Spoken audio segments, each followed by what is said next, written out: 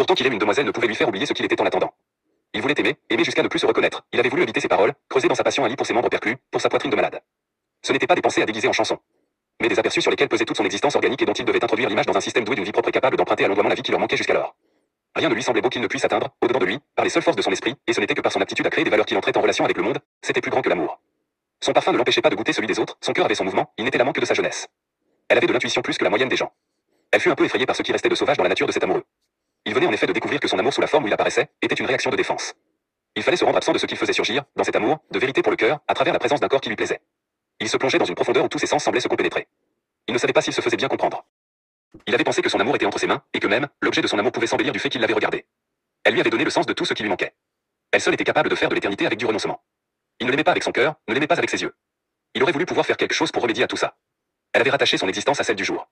Il était naturel que la plus haute révélation prenne la tournure de ce qu'il avait toujours absorbé tout entier. Il voyait combien elle était petite à côté de lui. Son regard n'était plus comme une lumière noire au devant d'elle-même. Il avait rabaissé son amour, refusant de le juger à la lumière de ce qu'il y avait d'unique en elle, et d'unique en lui. L'ombre ne prenait pas sur sa robe, pas plus que la tristesse sur son cœur et elle lui souriait sans raison, ensoleillée sans se battre. Son esprit avait toujours été transparent à la beauté des femmes. Il lui semblait que c'était lui qui l'éclairait. Il se trouvait sur une courbe réelle où il percevait le temps comme une menace. Il y avait dans la couleur sombre de la journée pluvieuse une tristesse qui ne demandait qu'à vivre. Tout ce qu'il lisait lui fournissait des résonances.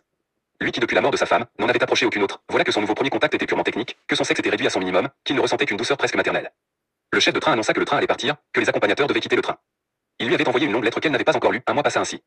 Il s'estimait plus transparent. Elle n'avait pas encore atteint le niveau de conscience et de contrôle de soi qu'elle espérait. Il aimerait partir avec elle, mais sa sonde, l'opération prochaine. Il ne pouvait rien faire contre ça. Depuis sa plus tendre enfance, il avait été confronté à la mort, au deuil et s'était construit avec ses deuils et ses séparations, ainsi qu'avec les fantômes de ses deuils et de ses séparations.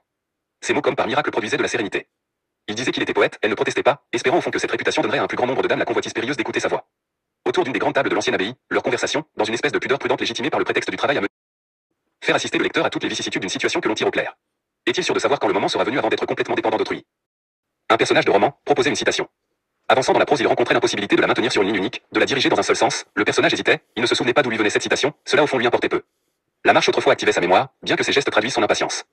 Il semblait attentif, il avait eu hélas l'occasion de vérifier que son histoire était quand même susceptible de lui porter tort, aussi avait-il décidé de porter plainte. Il n'avait pas encore trouvé le moyen de projeter sur son corps les flots d'ondes qui lui donneraient l'illusion de contact réel, il finirait bien par y arriver. C'est toujours un début de piste, remarque-t-il d'un ton résigné, c'était celle dont il ne tenait pas du tout à se souvenir. De sa chambre, il lui arriva certains matins, de les entendre discuter dans les allées du parc. Il protesta, déclara être la victime d'un complot et le juge l'aurait certainement cru si, chez le même individu il n'avait trouvé des enregistrements de conversations non équivoques et notamment une où il était directement impliqué. Il s'ennuyait souvent et il s'était toujours prêt à discuter avec n'importe qui. Certains détails, qui lui avaient paru anodins, prenaient soudain de l'importance. Au-dessus d'eux, à côté d'une caméra de surveillance tournant sans cesse sur son axe, un écran proposait des images de foule, un homme les pieds dans des babouches dorées, habillé de jaune et portant une culotte à rinceaux. Un autre individu coiffé comme un moine. Un autre encore aux cheveux blonds courts ou un personnage à la silhouette très élancée hissé sur des chaussures aux talons très hauts dans un paysage maritime indifférencié où des vagues usaient sans cesse leurs plaintes sur les roches.